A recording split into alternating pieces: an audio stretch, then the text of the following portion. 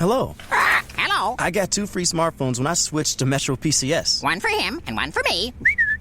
It's not for you. It's for people like me. And parrots. I knew I should have gotten a dog.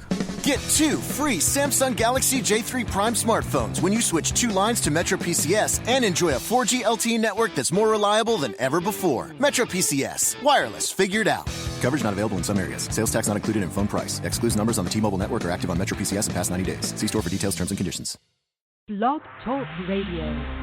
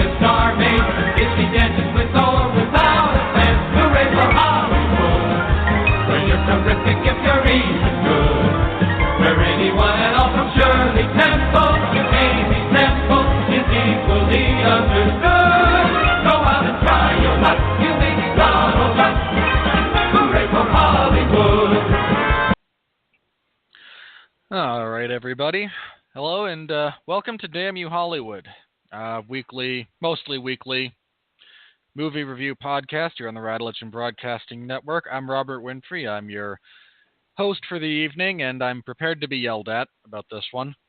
I imagine that's coming, just as a heads up for everybody. Here with me is Mark Radulich, who I'm fortunate, not quite as full of piss and vinegar as usual this evening, so I might get off without... Well, let me just say, I anticipated kind of a Deadpool scenario here, and I think I'm going to avoid most of that. So, Mark, no protracted introduction this week. I don't have a whole lot to say as far as that goes. So, how you doing? I'm doing good. I came home at about 7:30 from the Y after I took my daughter to dancing lessons, and I posted the shows, and then I've been napping ever since. So, I've got some energy. I'm okay. I'm ready to talk about this movie, such as it is. Tell you what I'm not going to do, though.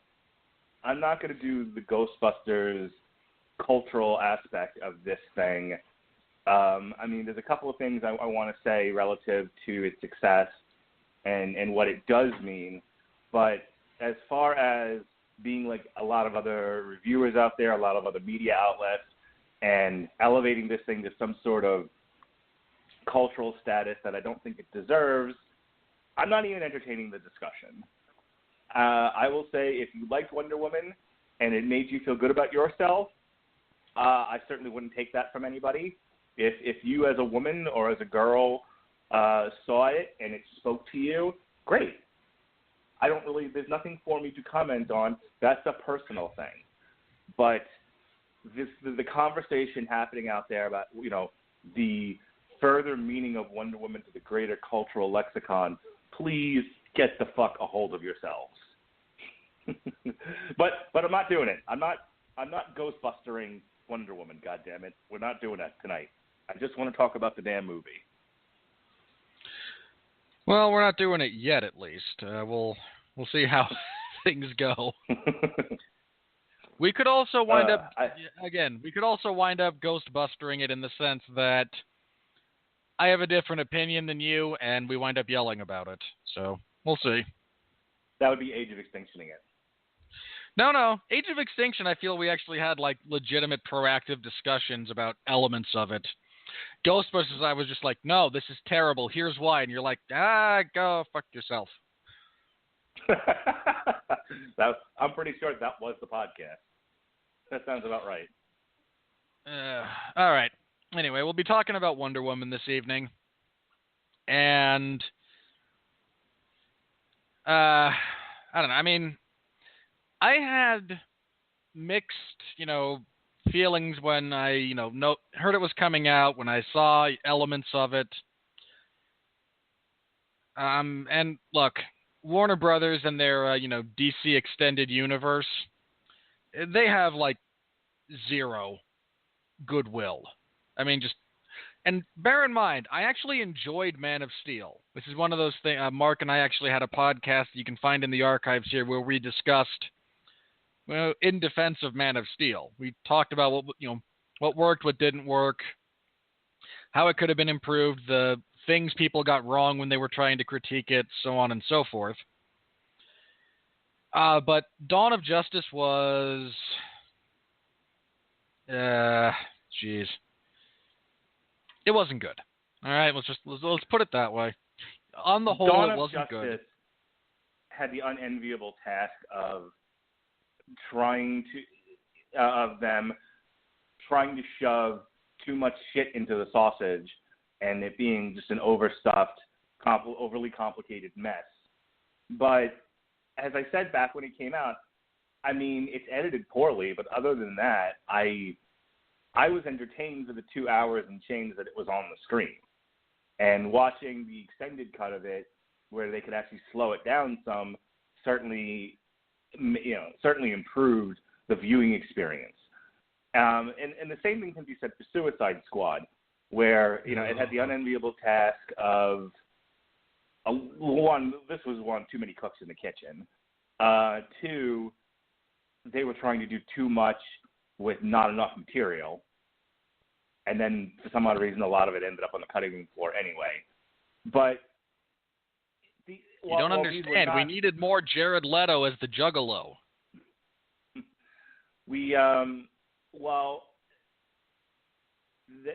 There was fun to be had if you're into that sort of thing, and there's an entertaining 2 hours captured on film.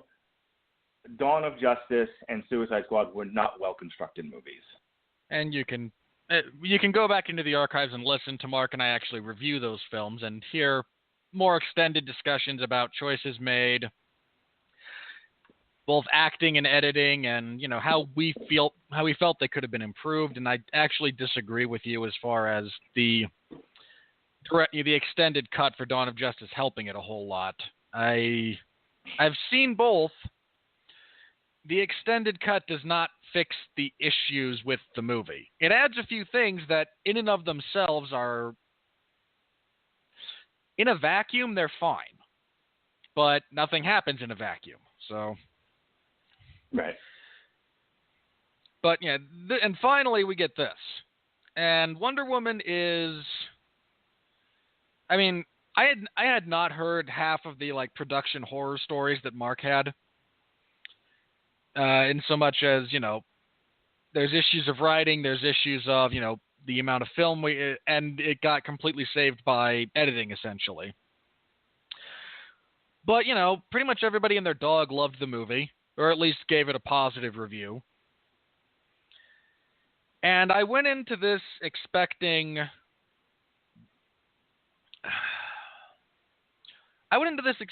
a solid movie that was essentially unspectacular. And that's basically what I got.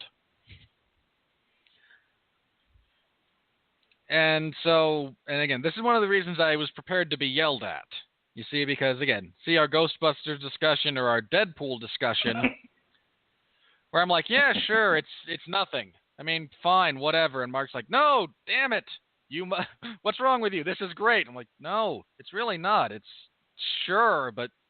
And he just I mean, for every bit he drives me towards aneurysms with, our review segments where I get to yell at critics. I feel like there's at least 3 to 4 movies a year that I am so completely nonplussed by that he is just over the moon about.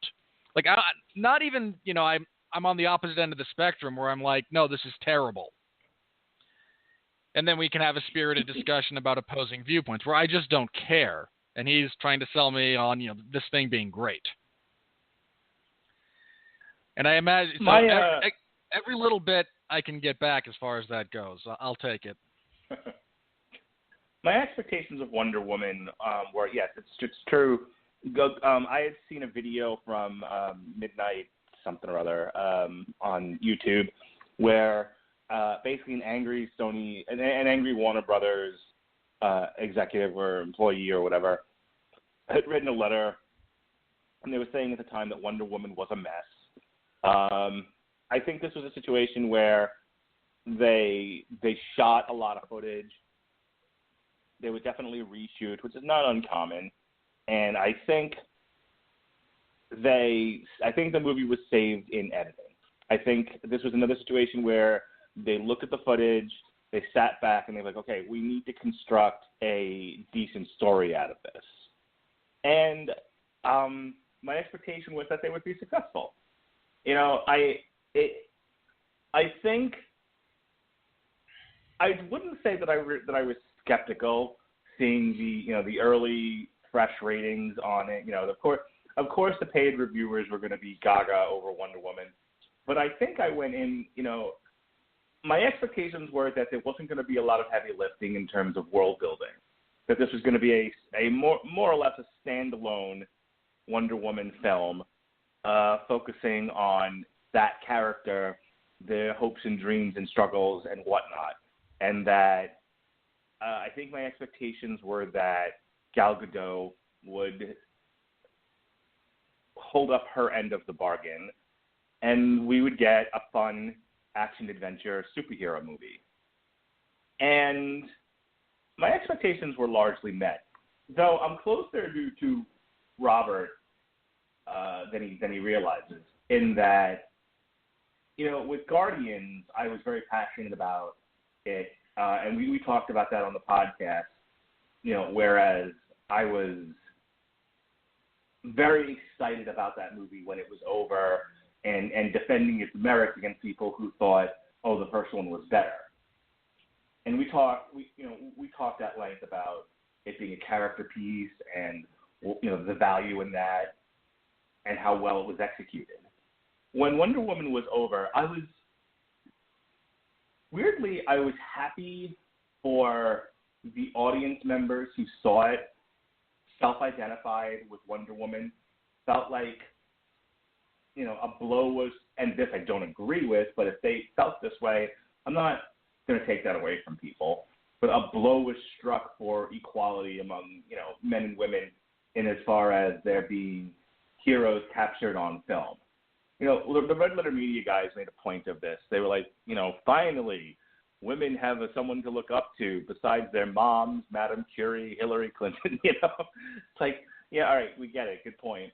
But I think what a lot of the argument has been is, we don't see enough action-adventure heroines, comic book heroes captured on screen. And again, Mike Stoklasa from Red Letter Media made the point of your source material largely catered to its audience of young boys. So, yeah, there weren't a lot of female superheroes. That's not the audience. They serviced the audience. That has changed, and there's a discussion to be had on a different podcast about how well they've managed to,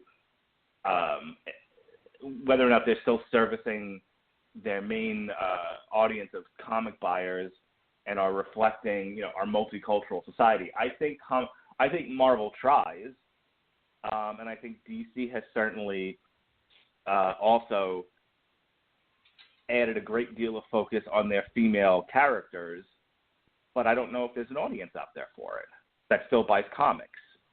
And before this goes any further, let me say, before everyone gets all crazy, let us remember Wonder Woman has been part of the cultural lexicon for decades.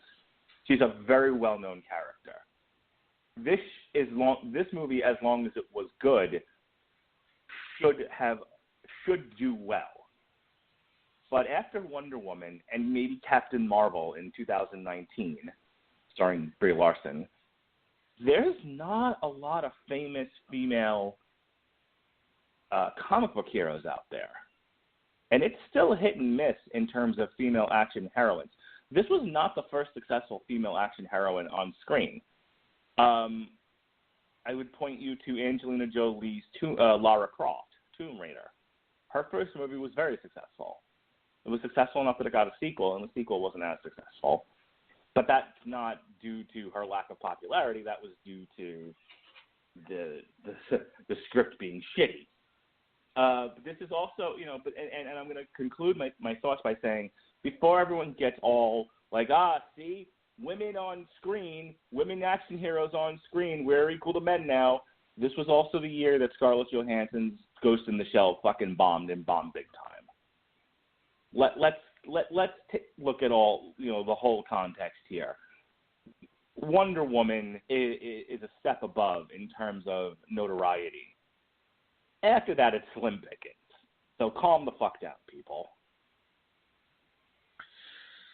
That's good advice generally for humanity nowadays. Just calm down. All right? Seriously. All right.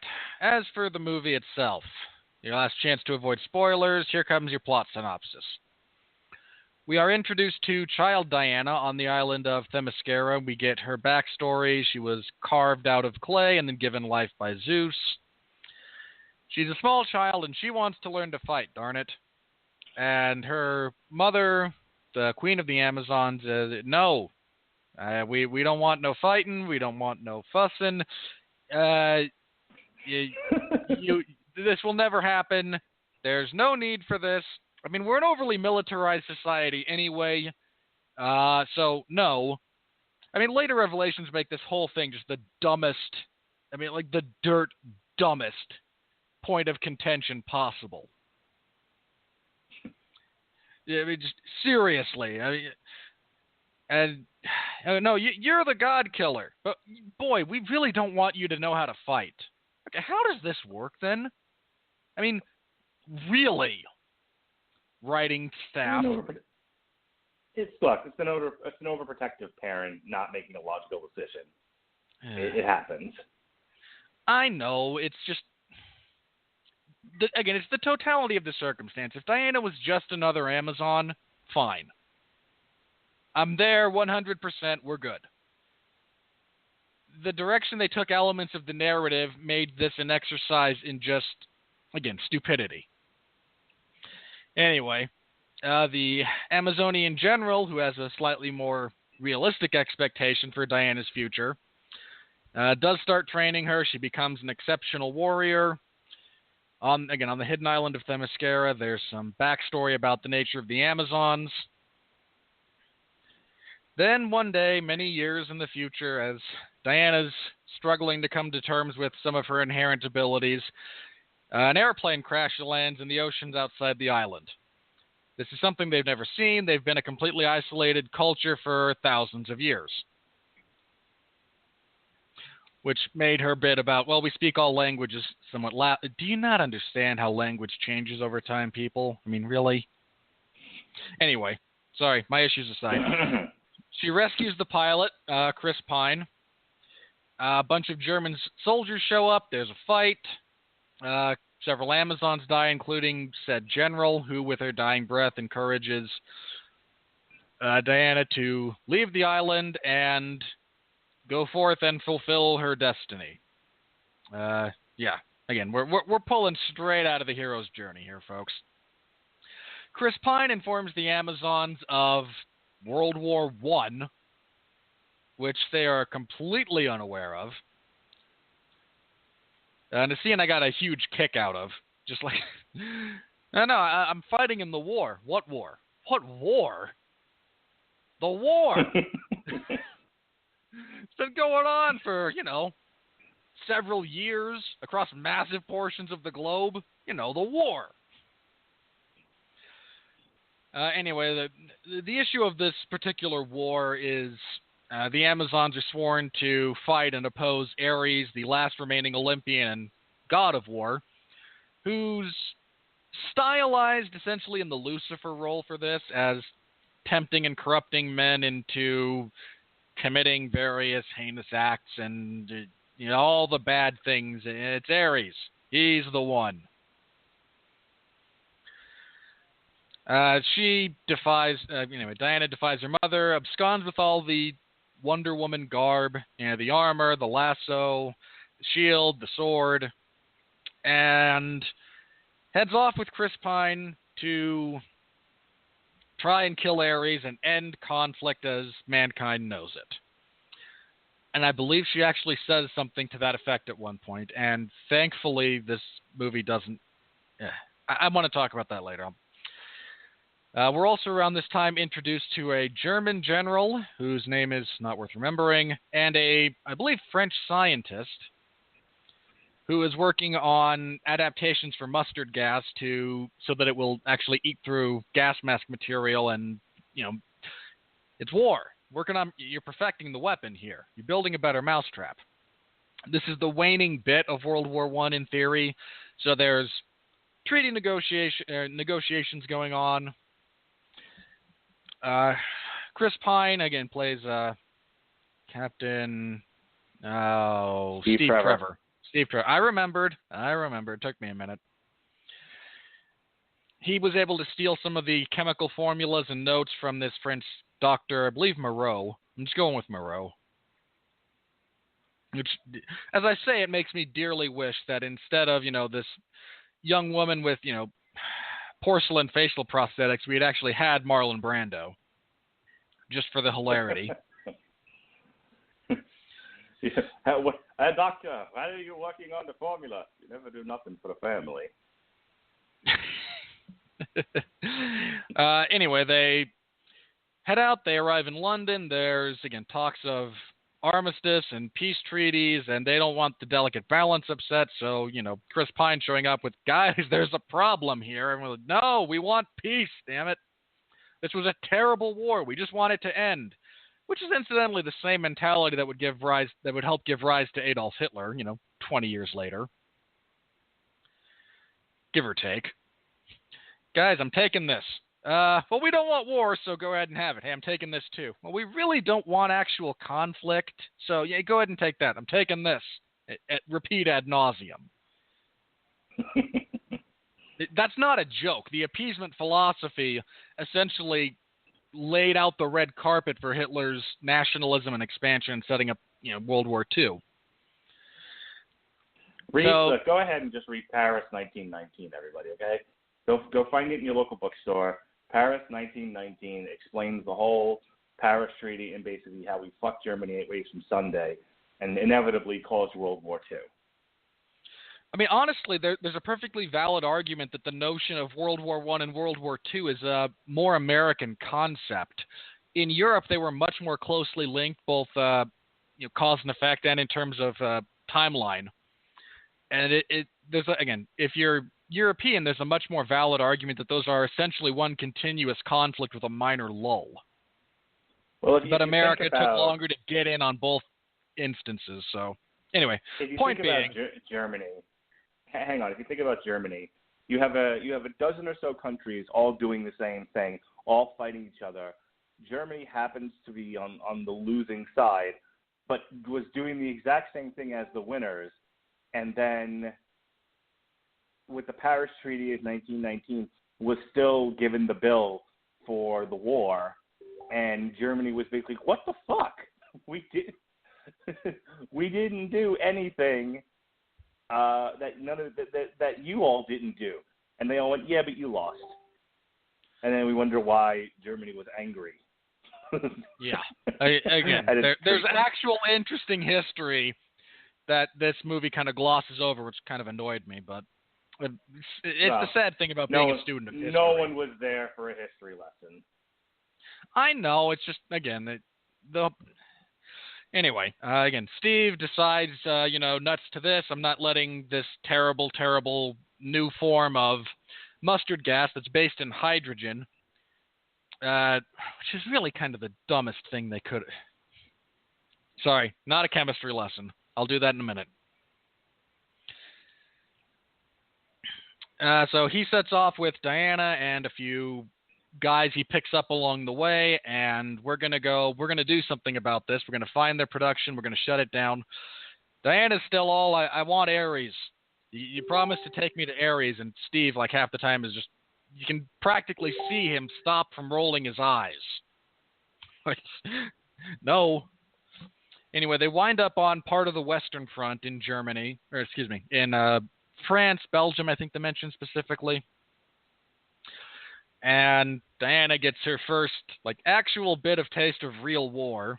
And World War I was very ugly. It gets forgotten constantly. But that was an exceptionally brutal conflict. And she's a little bit shocked by this and decides, I've had all I can stand. I can't stand no more. Sets out in a charge across this specific stretch of no man's land. Leads a charge that breaks part of the ranks through into this particular town, which I have to imagine was then immediately retaken because now your line is grossly out of proportion with this, and that whole battalion is now in danger of being cut off, surrounded, and annihilated. But, I only know. Just continue or you can continue to plot synopsis the movie. So as they hang out in this town, again, Steve and Diana become closer. She gets to see a little bit more about, she's learning this whole time about some of the complexities of human nature.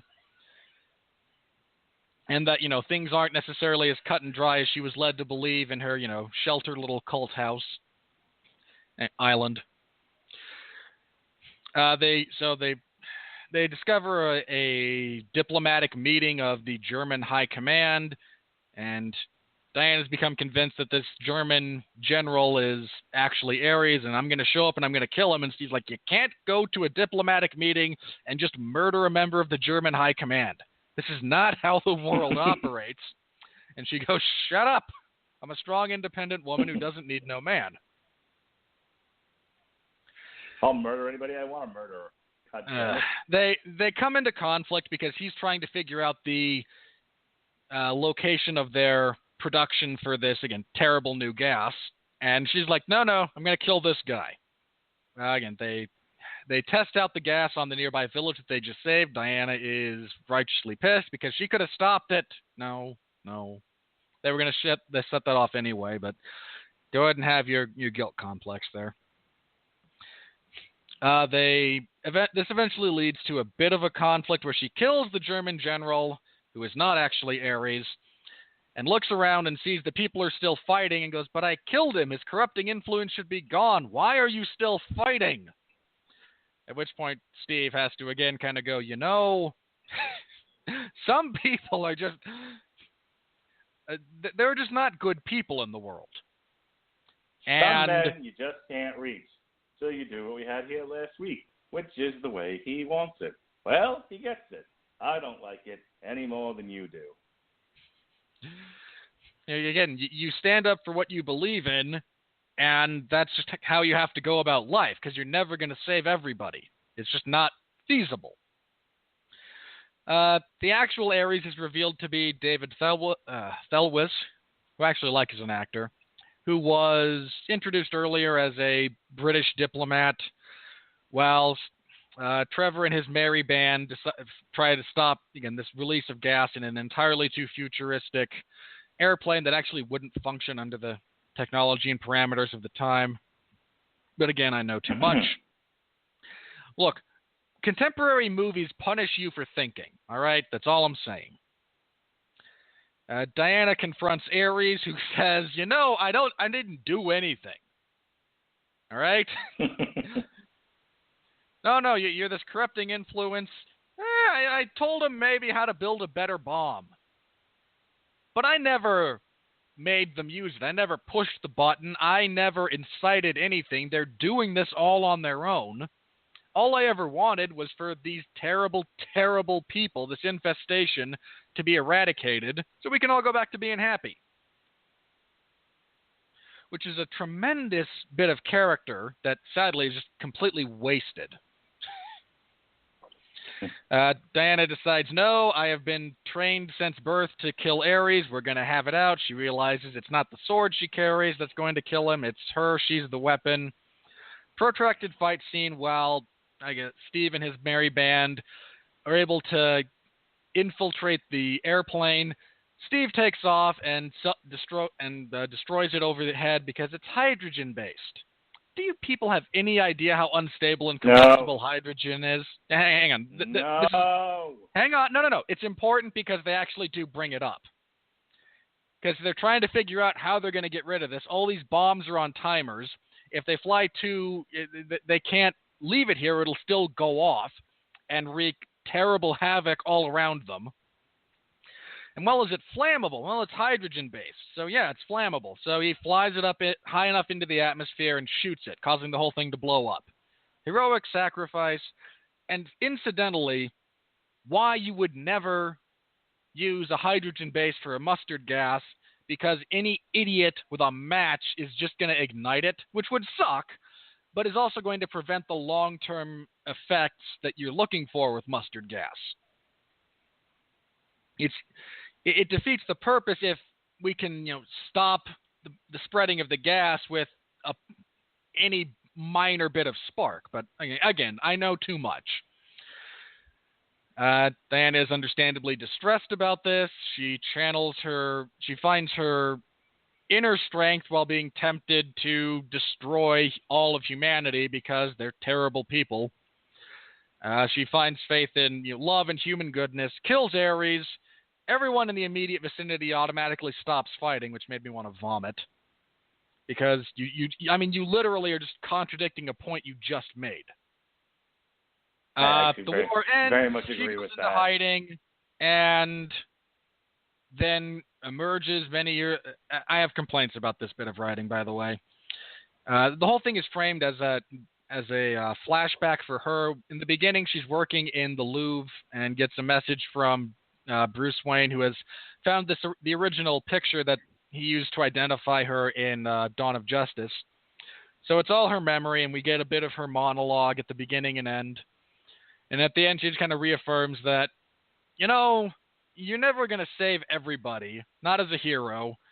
You're never going to, punch all the bad guys into submission. You have to shift the paradigm of humanity to be more love and tolerance-based than ignorance and hate-based, which is absolutely true. And that she's going to continue fighting. All right.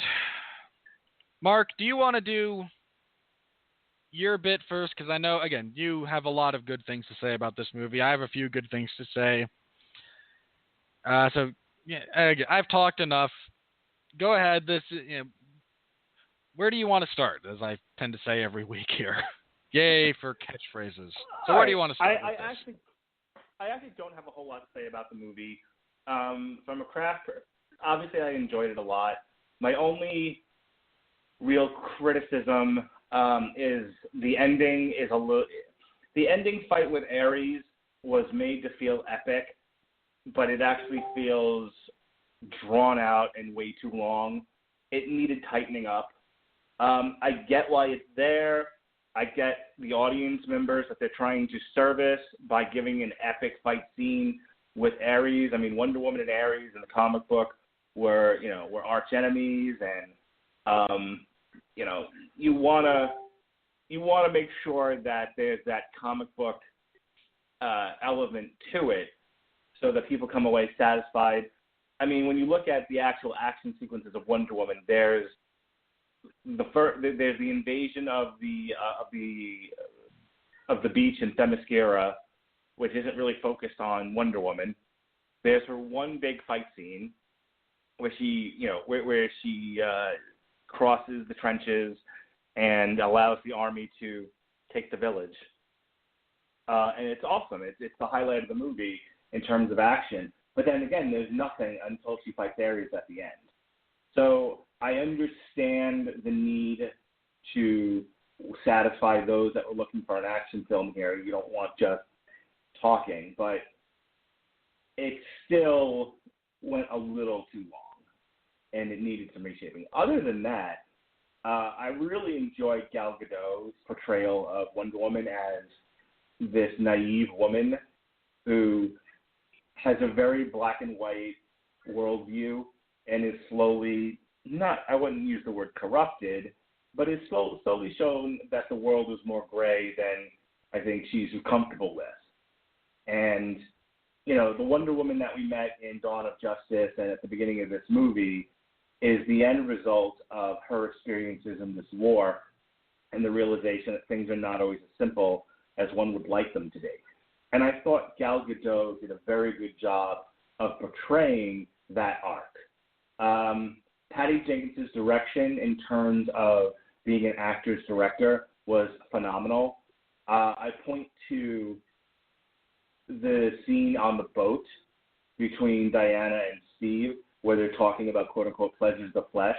There was so much sexual tension in that scene without there being any sex at all. And I thought that was phenomenal.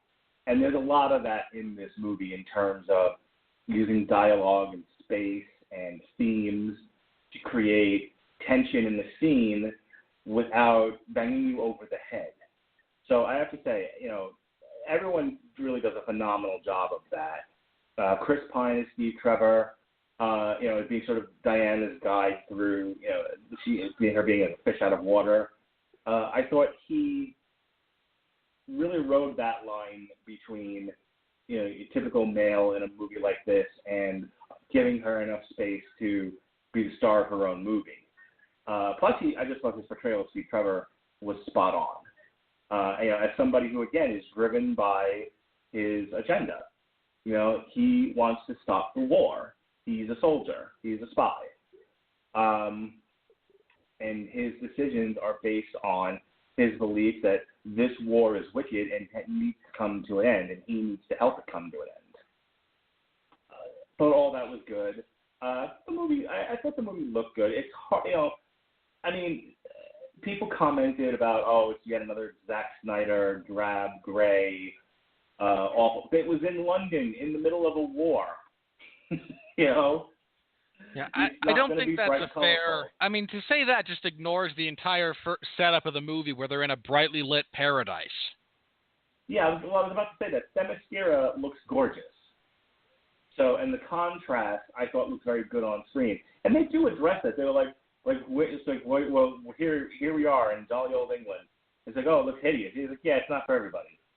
Yeah, you know, it looked like it should have in that time period. Yeah. I thought that the woman who plays Dr. Poison did a great job with her character. The dude who plays Ares, I thought, you know, in terms of being the whispering devil and not being over the top, I thought I thought his performance was spot on. So there are critics out there who don't think Gal Gadot emotes very well, and I actually disagree with that. I thought that in terms of capturing the spirit of somebody who sees the world a very, very specific way and then has internal struggles as she's introduced to all these different elements, I thought, you know, she acted with her face. I thought it came through very well. I really enjoyed the action set piece in the trenches. I didn't necessarily enjoy the fight scene with Ares. There were elements of it that I did like. I loved when she stuck a tank over Dr. Poison and she realizes that, you know, this is not the way. You know, fighting and anger and hatred, these things are not working. This is giving Ares exactly what he wants. Sparing this woman's life and showing compassion and love, that's the way to win. That's the way to win the war. And it's demonstrated by her throwing the tank away. I'm like, okay, that was great. There are half a dozen great little scenes in this movie, quiet scenes that really make the sum total of the movie an excellent watch. That's really all. I mean, I do want to address what you said before about, you know, they've just gone through this entire sequence of people are going to fight. You know, this is more than just one guy. And then she kills Ares, and then everyone does stop fighting. And here's what I'm going to tell you. I think the reason why I was able to, because I, like you, I watched that and I went, wait a minute, this is now contradicting the point you just made. And then I was like, you know what, though? They just spent all night fighting, and there isn't anything to fight over anymore. And I think everyone's just happy to be alive and get through it. So I don't think they were stopping, obviously, because of the death of Ares. I think they were stopping because people were just tired of fighting. And I'm okay with that. And had they, I think there's a better way to frame that whole sequence visually to kind of get that point across. If instead of everyone smiling and backslapping, like the guys who were enemies smiling and backslapping, you have the remainder of that band on one side, and the remainder of the Germans on the other, and they both look at this giant crater and then just kind of look at each other and go, "And what are we doing at this? What are we doing right now?" Kind of wave and walk away. I mean, again, I think there's a better way to make that point than the way they did in this particular instance. That's really it. That's all I have to say. I think comparisons to other movies, other action movies by women are a little unfair. I mean, why would you compare this to Catwoman or Elektra? But the vague attempt to try and make a connection between a female-led superhero movie and another female-led superhero movie, because anyone with half a brain knows there's absolutely no connectivity. Actually, look at the totality of the situation. But it was good. It was absolutely good. It was absolutely a good movie. I was happy to have sat through it at the end. I actually stayed through the entire credits, and I hope people had a good time with it. It's obviously going to be was there a post-credit scene? Very successful. There was not. Okay. Let me say that I'm glad that this movie could just stand on its own, and there wasn't really large. I mean, there was obviously a connection to the world, in that Batman sends her the picture and all of that. But it largely stood on its own and was its own movie. And if you don't know anything else about the DCEU, it doesn't matter. This was its own separate standalone story. So good job. I would give it, I would give it an A. It's other than the ending and some minor gripes here or there, it's pretty flawless. All right. Here's where Mark starts yelling at me. Okay, first of all, I agree about the acting in this movie. Saying Gal Gadot struggles to emote is to not fully understand the character she's portraying. She's portraying a character with stunted emotional growth. We yelled at critics about this when it came to Iron Fist for the same reason. Like, all he does is, talk about, being a badass and wanting to fight the hand. That's how he's been raised. That is literally his only point of connectivity and connection with the world apart from people he hasn't seen in 30 years, right? So, no, the acting's bad. He's acting as an emotionally stunted human being who struggles to emote properly. No, I think he does, again, great job portraying that. Same thing here. This is a character struggling with reality. And making that, and that's a rough struggle. So, again, I disagree with that. And again, Gal Gadot's fine. I have no major complaints with her performance. Chris Pine is fine. It's nice to see him actually get to act again, because if all you know of him is, some of the other blockbusters he's been in where, let's face it, there's not a whole lot of acting that he does, depth of acting, let me rephrase. There's not a ton of depth to his acting in, Star Trek or, Speed with Trains, things like that. But Chris Pine can act. And if you don't believe me, you have evidence here. And also feel free to find Hell or High Water, which really was shocking to me watching him, act in that movie because it was tremendous. So it's nice to see him get a chance to act. The action in this movie is the weakest part. In no small measure because I imagine there's a corporate mandate that all action sequences must, in flow and execution, resemble Zack Snyder's visual style, which robs them of any individuality and fills us with static shots into mediocre CGI, into slowdowns, into, again, if you've seen a Zack Snyder movie, the action all bears a striking similarity.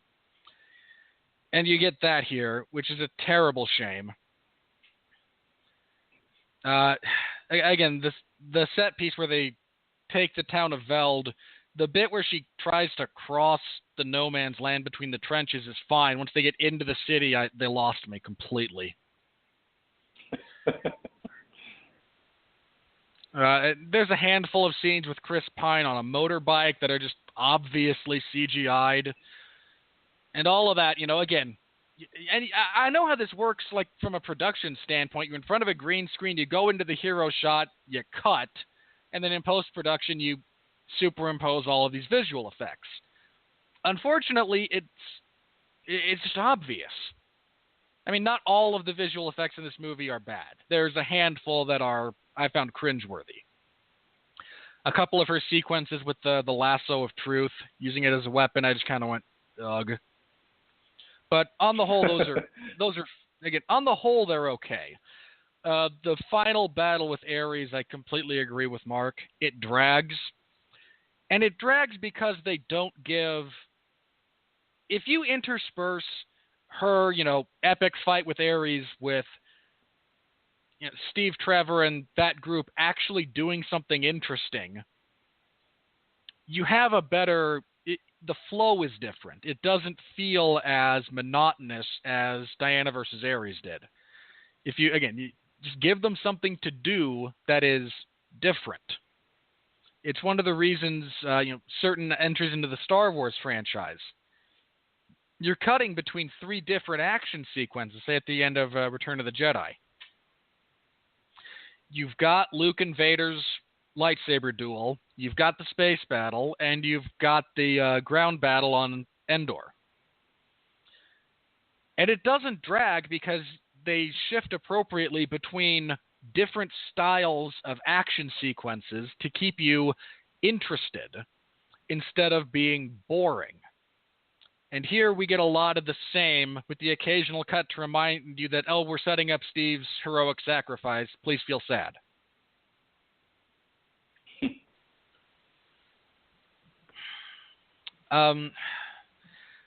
Here's the major thing I would have done. There's a couple of things I would have done differently. Here's the major one, and this one has to do with her closing epilogue. There's still a massive disconnect between Wonder Woman at the end of this and at the end of her backstory and Wonder Woman at the start of Dawn of Justice. And I think you need something, and I know they're trying to set up a sequel, which I hate in the sense that, yay, sequels, but I get in the sense that, what are we doing here? We're making money, right? So I get it. But I almost feel like there needed to be a reiteration of, again, that point that, no, people kind of suck. And there's a real easy way to do it, too. During that final bit where, they're celebrating the end of the war, you could even have her reference, again, maybe still a bit of being naive in the sense that I thought, okay, people are still going to fight, but I did actually kill Ares, so maybe, not an end to conflict, but maybe an end to, massive war. And then again, 20 years later, without the influence of essentially the devil, we see depths of depravity and inhumanity that even Ares probably could only dream of. And again, you use that as her just as kind of the breaking point that sets up her reclusiveness that we see. And again, you can do it without blatantly sequel baiting while also setting up that, no, there's still a journey here. She's not yet a finished product. Well, I think part of where she is at the end of the movie is her heart was broken. And that's part of what's driving her into isolation, is that by the end of the movie, whether it's love or it's a deep affection, you know, she's sad at the loss of Steve. And I think that's driving her a lot of her decision making at the end of the war. So I think that's why I didn't have a major problem with the way that it ended. It wasn't bad. And bear in mind, you know, like other movies that have ended and you just kind of like facepalm really, really hard. It wasn't that bad. It just, I felt it could have been done, again, I like my idea there, and I feel that they could have done it in again, you can set up a sequel without slapping a to be continued on it. And I think they could have done that a little bit better. Again, some of the visual effects. Again, I know Mark liked the action. I found the action to be the least interesting portions of this movie, just straight up. Which is fine in the sense that the movie isn't carried by the action. This movie is carried by the acting and by the relationships between characters. Again, Mark said, you know, there's half a dozen, maybe even a full dozen individual scenes in this film that are genuinely, you know, good to great. And there were little nods to the comic, you know, the ice cream bit, you know, the animated movie. She yells out, "I love ice cream!" And this, you know, in the comic book and in the movie, she's like, "Oh, you must be very proud." You know, it was little things like that made the movie really enjoyable for me. Yeah, there's a really nice attention to detail within the movie's own universe. Again, I know entirely too much. And Hollywood punishes you for being smart these days.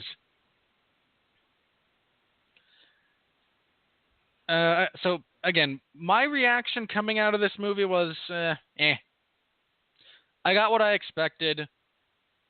There's, again, things I think could have absolutely been improved upon, but there's no major, there's no, like, glaring issues of technique or craft. There's a handful of really, again, boneheaded bits of narrative arc that I just, in full retrospect, it's like, really? We wasted time on this when, you know, we were going to wind up at this point anyway. But on the whole, it's a perfectly serviceable movie. I have no, again, minor errors, no major ones. And, I mean, I wouldn't give it an A like Mark, but solid B+. Before we do the next thing, we have a caller here. I'm going to go ahead and screen him, so if you could just talk for a little bit longer. Oh, you mean I have to listen to the sound of my own voice? Oh, joy. Sorry. I listen to these back every now and then, and I really, I don't mind the sound of myself when I'm talking, as I'm sure you can all tell. Listening to it back, I cringe, and I cringe, and I cringe, and I cringe. Okay, while Mark's doing that, let me think. I could swear I had another... Wait, I did have another point. No, I actually covered that one. Crap. Well, filling airtime's always a fun exercise. All right, we actually have a caller here who has a question about the movie and is relative to, you know, our actual subject matter tonight. So, area code 516. What's your name again? My name is Jesse, man. How you guys? I've called in the show before. Yeah, I recognize you. Welcome to the show. Thanks. What's your question? Is this movie better than I forget the name of it, and I was telling him on the screen call, and he didn't want to tell me. The one where Captain America and Spider-Man faced off with Iron Man. Is it better than Civil War? Yeah. Yeah. Captain America Civil War. And Well, by the I'll way, tell you- that was a horrible naming for that movie. Well, it was It based should on have a been comic called, like- of the same name. It was Oh, based. okay. There was a comic. Yeah, there was a comic book series where there was an issue, and Iron Man had one side of the issues, Captain America had the other side. Heroes joined both sides, and they ended up fighting and killing some of each other. And it was called Civil War. Was it okay? So was Wonder Woman better than Civil War? A bit of a hard comparison, but I'm going to go ahead and give a soft yes. Wonder Woman was better than Civil War. Wow. Wonder Woman structurally at the end doesn't go off a cliff, and characters don't start doing crazy things that are out of character for them, which was my major problem with the ending of Civil War. I jokingly said to Robert about it, I said, if the movie ends at the airport scene, it's nearly flawless, and there isn't a huge problem there. But we've also talked in the past about how even the introduction to the central issue by Thunderbolt Ross and everyone's reaction to him seems entirely out of place, given that half of the problems were caused by Tony. And Tony alone. And that's not recognized in the film. So there were structural elements that were a problem with Civil War. There were plot elements, character elements that were a little wonky. And Wonder Woman's a lot more straightforward than all of that. They're also very different movies. Robert, you want to weigh in here? Is it better? It's tough. In some ways, yes. In some ways, again, I sound so wishy-washy. No, but it's close. I don't think it's better, but it's that's actually very close as far as, again, one-to-one comparisons go. So, Okay. Yeah, I mean, again, I was okay with elements of the ending of Civil War that you weren't in real time. I just took issue with the portrayals of how they got there more than the destination in a lot of respects. And feel free to go back and listen to Mark and I review Captain America Civil War, and you can get the full details as to each side of our argument there. There's also a previous on trial where Sean and I went off topic and started talking about Civil War, and I softened my stance a little bit. All right. With that said, I think our review proper is done. Let's talk about the money. Here comes the money. Here we go. Money talk. Here comes the money. Money, money, money. Dollar, dollar. All right. No surprise here. Wonder Woman won the weekend. On a $150 million budget, I'm rounding up, it's currently sitting at a worldwide cume of $240 million. Its weekend total for June 2nd through June 4th was 103. That's very, very good. It was obviously the number one movie of the weekend. It debuted at number one. Debuting at number two was Captain Underpants, which brought in $23 million. Pirates of the Caribbean had a 64% drop from where it was. It fell from number steep. 1 to number 3. That's hard. That's real harsh. It brought in $22 million. Guardians dropped from number 2 to 4. It brought in about $10 million. Baywatch dropped from 3 to 5. It brought in about 8.7. Alien Covenant 4 to 6, 4.1. Everything 5 to 7, 3.3. Snatched 7 to 8. Brought in about $1 million. Diary of a Wimpy Kid dropped from 6 to 9. That also brought in a little over $1 million. And lastly, King Arthur dropped from 8 to 10. It brought in about $1 million and change. Real quick, Beauty and the Beast stayed at number 11. It brought in $658,000. And Boss Baby dropped out of the top 10 finally. It went from number 9 to number 12. But I'll tell you, Boss Baby's still kicking ass and taking names. Its worldwide standing right now is number 7 between Get Out and Kong Skull Island. Obviously, the number one. Oh, this is domestic. Hang on. I went to one worldwide. Damn it.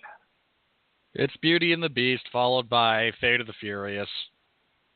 Yes, well, Beauty and the Beast and Fate of the Furious are still 1 and 2, both over $1 billion. And Guardians at number 3 at $818 million. Logan at number 4 at $612. Kong Skull Island $565. Pirates settling in at $510. And The Boss Baby is the number 7 movie in the world at $483 million. Good for Fox.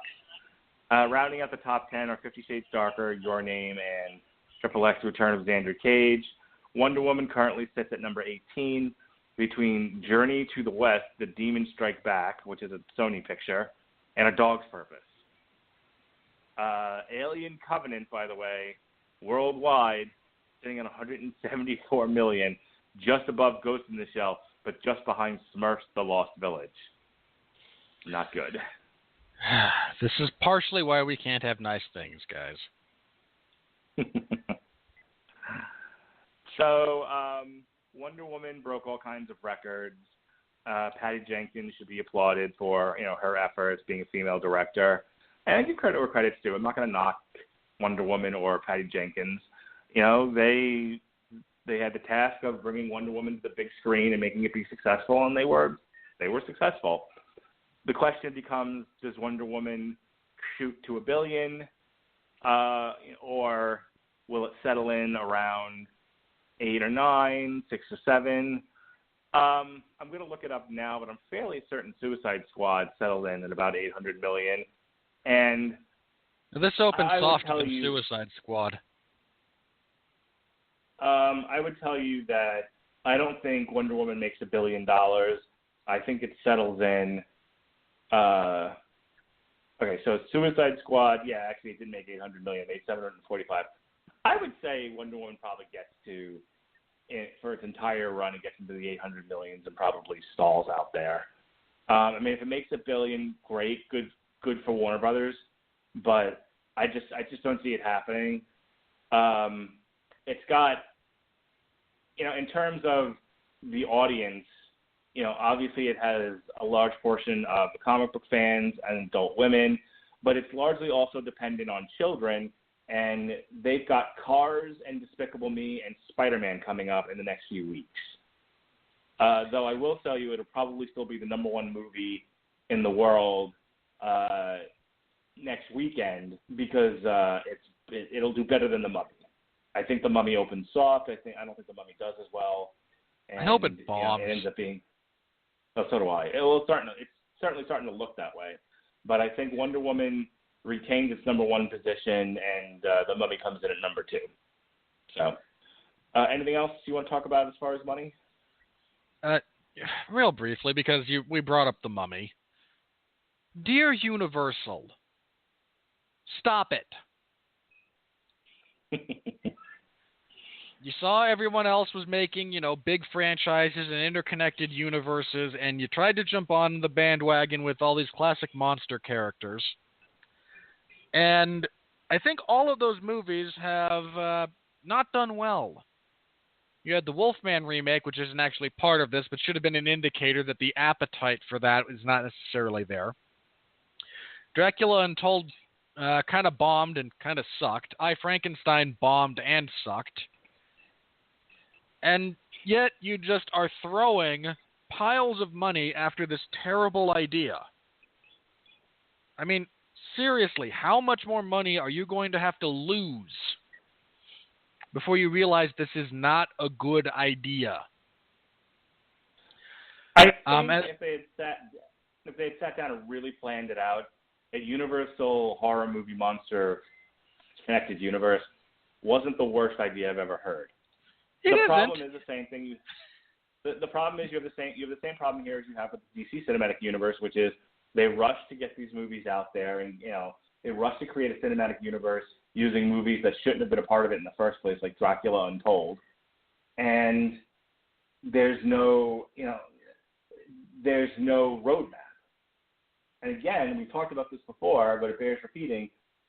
Marvel's interconnected universe had a roadmap first. They knew what movies they were going to make. They knew what the end game was going to be. It's Thanos and the Infinity Gauntlet. And it was just a matter of working towards that.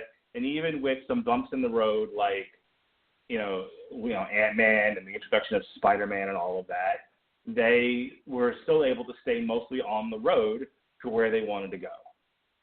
And without that roadmap, no matter how good or how bad these movies are, the universe is going to suffer. And this just seems like they threw shit at the wall and hoped it would stick. Yeah, as for Wonder Woman, I hope it makes more money than Suicide Squad, because it's a better movie on every level. And I would just like to see that rewarded once. I would be okay with that. I'll be okay if it makes over $1 billion. I think, Warner Brothers deserves credit where credit's due, and, they deserve a big win. But if Dawn of Justice didn't crack $1 billion, I don't think this does either, even though it's a better movie. I'm not entirely sold on Justice League cracking $1 billion. Well, that's going through reshoots right now, so we'll have to see what the trailers look like post reshoots. All right, are you ready? They're just gonna re-release the same trailer where Cyborg looks like crap, Jason Momoa spouts some mediocre one-liners, and we look at overblown, saturated, alteration of point of view action sequences that alternate between slightly faster than normal speed and really slow motion, without the vaguest hint of what's actually going on in your movie. Are you ready? For those of you, if you couldn't quite tell, I'm not exactly thrilled about that upcoming movie. So, anyway, Mark, I believe you had a question. Are you ready? No, God! No, God, please, no! No! No! No! All right, we're in a lot of rotten reviews, but there were quite a few, and these are many of them are a bit laughable. Camilla Long of the Sunday Times UK, an elegant but intellectually timid film. What? No. A sheltered individual dealing with the, complexities and realities of, how life operates, dealing with the horrors of war, things you've been told about, and having to realize that your worldview was horribly, horribly skewed. No. That's not actually anything of interest. John Liu of the Straits Times in Singapore. This picture tries so hard to avoid making a statement that it becomes the elephant in the room. How did you recently lose your eyesight and you're trying to read subtext in Braille? I mean, what do you think? Hang on. This movie doesn't make statements. You mean, like when Steve Trevor frequently says things like, there's only two things you can do when you see something bad happening in the world. You can do nothing or you can do something, and I've already tried nothing. No, that's not a statement. No. I don't think these reviewers, the ones that gave it negative reviews, were actually watching the movie. Jeff Beck of The Blue Spot. You're going to love this. Wonder Woman may be a step in the right direction when it comes to getting the DCEU on track, but it still falters in too many places to get itself up to an acceptable level. No. I mean, look, even if all we do is compare this to the other DCEU movies, it's the best. I mean, hands down, by a significant margin. And again, I like Man of Steel. I can defend Man of Steel. I've rewatched it. But this is the best movie in that franchise, even if we're limiting the scope of our discussion to just those movies. Yeah, there's issues. I laid them out. Mark laid out a few of them. It's not perfect. But it's a darn sight better than the average major action blockbuster this year.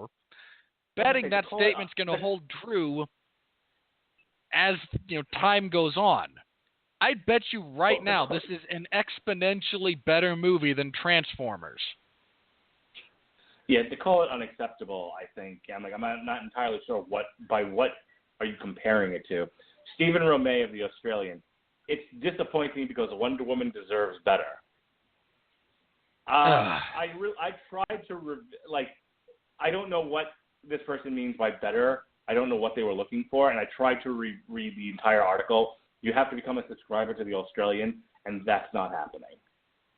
But again, better than what exactly, or what was the failure of this that you feel like it didn't live up to Wonder Woman's expectations? I don't get it. I mean, first of all, some of this comes to, what do you think it deserved? I mean, do you think Wonder Woman is going to, Diana Prince is going to take a place alongside Michael Corleone or Daniel Plainview in the pantheon of great cinematic characters? Are you looking for a movie that, blends genres and achieves soaring new cinematic heights for action films? Come on. Vincent Mancini, a film drunk. Wonder Woman is a positive symbol, but the ideology of the movie itself is fuzzy and somewhat disappointing. All right. Again, I really have to question one's ability to read. Okay, not even subtext. Again, we're not talking about subtleties here. There is actual spoken dialogue. So if you're not even paying attention to the actors or the spacing or the visual cues, if you're actually looking at your phone during this, and you miss, again, the stuff that takes place visually to help drive the narrative, there's dialogue that you somehow missed as well. I mean, again, there are criticisms to be made about this movie. I don't think any of them bring it down from, a pass to a fail. But, come on. It's morally fuzzy. Really? Really? I get the feeling this person didn't like the war aspect of the movie. Nigel Andrews of the Financial Times. A torpid, overlong DC Comics epic puts the First World War on a baking tray for the latest cooked till crisp superhero flick. This person doesn't like their job. I get that sense. No, I appreciate that they said it in World War I rather than World War II. I can't tell you how much I appreciate that. Again, I mentioned I tend to feel that one gets forgotten when we discuss world history. And even in many senses, when we discuss, technological advancements, there's all kinds of great and interesting stuff that happened in World War I across multiple fronts. And so I appreciated, giving that a little bit of shine. I am so grateful that they didn't try to shove the narrative of, Ares influencing Hitler. Because you couldn't have avoided it if you'd gone with two. And you are going to love this next one. Hang on, I got one more thing to say to this particular guy. I mean, they didn't make any bones about the setting, and they used it to pretty good effect. Again, there's elements of it that I found, that I take some issue with in terms of accuracy, but at the same time, we're making a blockbuster movie that, there's only so much actual horror of war that you're going to throw into a PG-13 movie that you want people to take little girls to see. I mean, there is a limit here. Funny you should mention that. Tony Medley of the Tulip Times. Unlike most silly fantasy superhero movies, this one is not set in a fictional locale with fictional characters. No, it's Wonder Woman winning World War I. It is the same intellectual diarrhea of all the others, only worse, minimizing the horrors of World War I. Did he miss the entire trench scene where they said these people have been here for months and they've only, for a year and have only gained an inch, and that if you try to run out there and change things, you're going to get cut down? Did he miss that entire speech? Probably. I mean, again, look, there's elements of minimization that have to happen if you're making a broad, appealing movie. I could have done with a sequence where they did try to close distance and you watch a bunch of people get mowed down that more inspires Diana to do it, but that's just me, and that's fine. This isn't More the Hurt Locker. importantly, hang on. More importantly, Wonder Woman doesn't win the war. I mean, this is expressly stated. There's other things going, and maybe they could have done a better job with this point, and I'd agree with that. But you have a soldier who is desperately trying to stop this, weapon of mass destruction from getting out and potentially prolonging things. Wonder Woman does not actually win the war. She defeats another mythical god. Has very little to do with with how history transpires. And unless you leveled the same complaint about Captain America punching Hitler in the face, you have not a leg to stand on, sir. Our good friend Leonard Maltin of LeonardMaltin.com. The only wonder regarding this movie, this guy. The only wonder regarding this movie is that it could be so incredibly dull. I keep hoping DC will find a key to unlock the magic inherent in this great cast of characters. Please retire, Mr. Maltin. This is not a dull movie. I mean, again, there are different cuts that I think you and I both would have made as far as, editing, and 2.5 hours is a not insignificant stretch of time. That's all fair, but there's stuff happening of interest and of import. Well, I'm wondering if his problem is things like the boat scene or the village scene after they've taken the village, and again, her and Steve have a slow moment between them, and oh no, please, don't let there be dialogue or character building.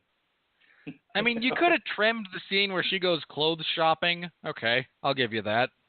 Again, trim, not cut completely, because there's some humor that's to be had there, and that's important. Again, you could have trimmed that maybe. But on the whole, just because a movie, when this guy complains about Transformers not having a quiet moment, we need to refer back to this and say, you're an idiot.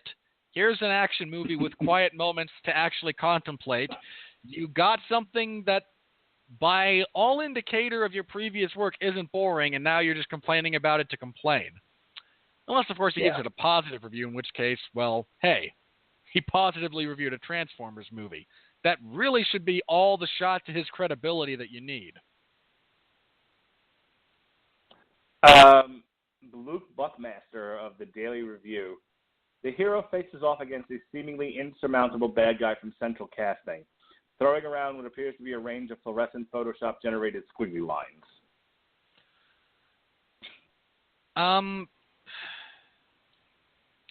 Yeah, the design of Ares could have maybe been a little bit better, but at the same time, David Thewlis is not a physically imposing person. So if you want to have that final confrontation be physical in that respect, hulking him out to that degree makes sense. And yeah, again, there's a couple of scenes where she uses the lasso as a weapon that I just, no, that were not good. All right, that was the last one that was worth reading. Everything else is a fresh review. And I mostly agreed with, I will say this. I was looking for the kind of Ghostbuster-y reviews where people were saying, oh, this movie is great, just, because they don't want to knock it in. Blatantly ignoring the problems and misrepresenting it. Yeah. And there's definitely some gushing ones in here that are just like, all right, take it easy. But for the most part, I thought the fresh reviews were more or less on the money. Like I said, some gushing, but for the most part, accurate. So I think that's where we're going to call it tonight. Sounds good. All you people, demand better of your reviewers. Incidentally, a minor note here. To all the Hollywood executives complaining about Rotten Tomatoes killing your business. Rotten Tomatoes accumulates and presents data. That's the sum total of what they do. If you don't like the fact that your movies are getting terrible reviews, and that maybe people are now realizing a preponderance of others dislike them, so maybe I won't waste my time, there's a real simple solution to this for all you people out there. So I want you to pay attention, because I'm going to say it just once. Make better movies.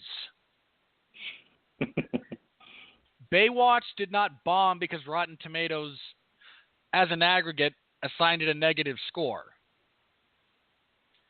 Baywatch bombed because you misread the audience, you misread the source material, and you tried to cram a hard R comedy into something that, again, who thought this was a good idea? Baywatch movie, maybe I can see why you'd think that's a good idea. But every decision, and you notice that everyone who complains about this, it's movies like Chips, right? Or Ghostbusters. Like, oh, man, they're killing us. No, make better movies. There's just enough information out there now for people to get a better feel for things and not risk wasting their money. You want to circumvent that? Make something worth watching. It's that simple. Here, here. All right. Next week, we will be taking a break. Like I said, we are not going to review The Mummy. Instead, we're going to have a TV party here in this time slot, and we're going to look at Flash Season 3, subtitled Flashpoint. The night before on source material, we'll be looking at the actual source material for Flashpoint, the Flashpoint Limited Series. This week on the Metal Hammer of Doom, we're reviewing the new Dream Evil. The album's entitled 6. And I confirmed it with Sean. On Trial will return this week with Superman Returns. Next week, Yay. I will not be on the Metal Hammer of Doom. I will be at a concert, but the boys will still be doing their thing. They're going to look at Unleash the Archers. And on June 15th, Sean and I will be having a TV party tonight for Orange is the New Black Season 5. And that's all I got for now. They got to 5? It's been renewed for like 5, 6, and 7, I think.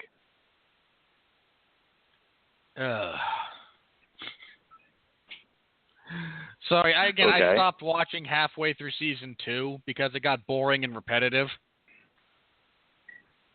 I can't imagine what you're having to put up with. They left it in an interesting place last season. The women had sort of rioted and taken over the prison, and they left it with one of them finding riots. That's an everyday. in any case, sorry. It's a minimum security facility, right? I seem to recall this.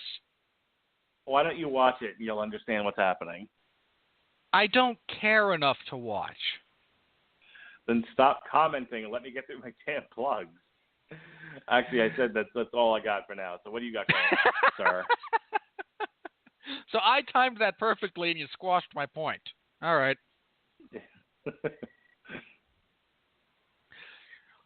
Again, we're off next week. We'll be back the week after with Cars 3, I seem to recall. Yes, that is correct.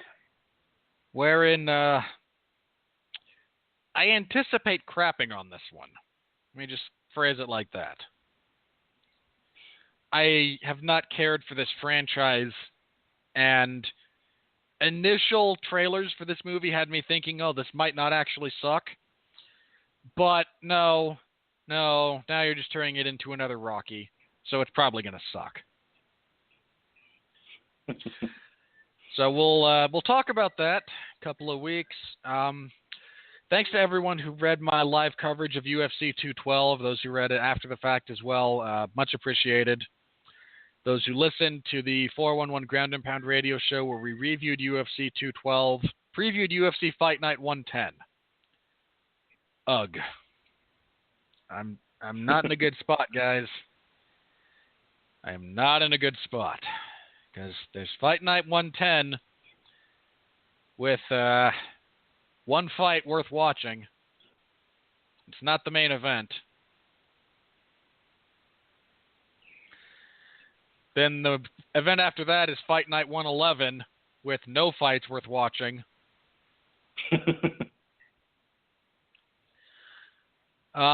Maybe Saffiedine and RDA? Maybe. Your mileage will vary there, but apart from that, the rest of that card, no. And then there's Fight Night 112, which is a great main event. That's about all I can say there.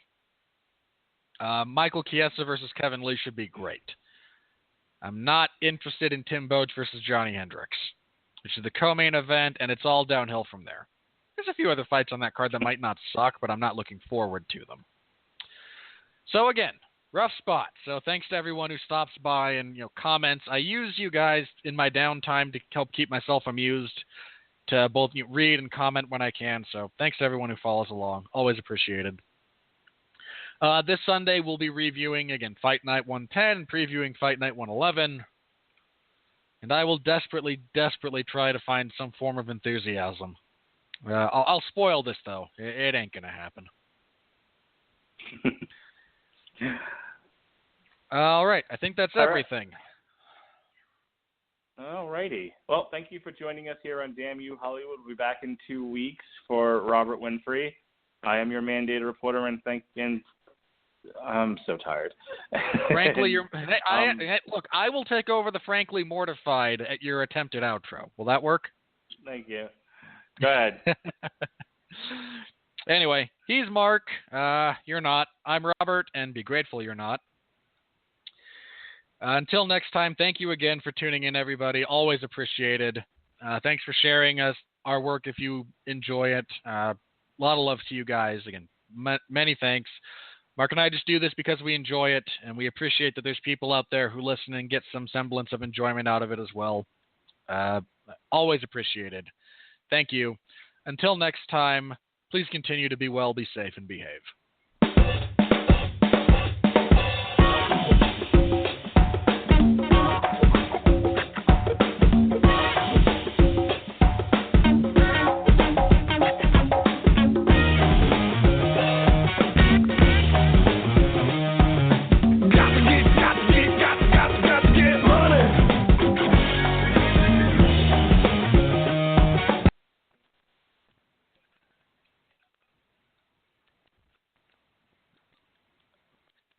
Hello.